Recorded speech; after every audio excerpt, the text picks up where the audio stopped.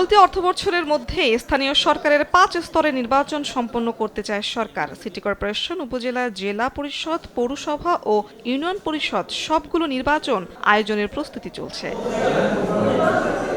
সোমবার সকালে সচিবালয়ে পল্লী উন্নয়ন ও সমবায় বিভাগের প্রতিষ্ঠানগুলোতে সৌরবিদ্যুৎ ব্যবহার নিয়ে পর্যালোচনা সভা করেন প্রতিমন্ত্রী মীর শাহে আলম। সভা শেষে সংবাদ ব্রিফিংয়ে তিনি জানান, ৬ মাসে বেশ কিছু গুরুত্বপূর্ণ কাজ এগিয়েছে সরকার। বলেন, স্থানীয় জনপ্রতিনিধি না থাকায় অনেক উন্নয়ন কার্যক্রম পিছিয়ে পড়েছে। চলতি অর্থ বছরের মধ্যেই ৫টি স্থানীয় সরকারের নির্বাচন এই সরকার সমাপ্ত করবে এবং এর কোনো ব্যত্যয় হবে না।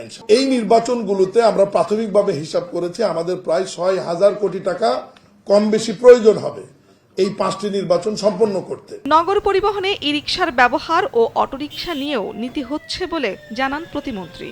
ব্যাটারি চালিত ই-রিকশাগুলি আমাদের স্থানীয় সরকার মন্ত্রণালয়ের অধীনে সিটি কর্পোরেশন এবং পৌরসভার আওতায় আমরা রেজিস্ট্রেশনের আওতায় নিয়ে আনতেছি এবং সেখানে কিছু শর্ত দেওয়া হবে যে তারা যে রিচার্জ করবে এই রিচার্জটি অবশ্যই সৌর বিদ্যুতে হতে হবে। সরকার নবায়নযোগ্য জ্বালানি ব্যবহারের উপর গুরুত্ব দিচ্ছে। এর থেকে প্রয়োজনের অতিরিক্ত বিদ্যুৎ উৎপাদন হলে তা জাতীয় গ্রিডে দেওয়ার সুযোগ রাখা হবে বলে জানান স্থানীয় সরকার প্রতিমন্ত্রী।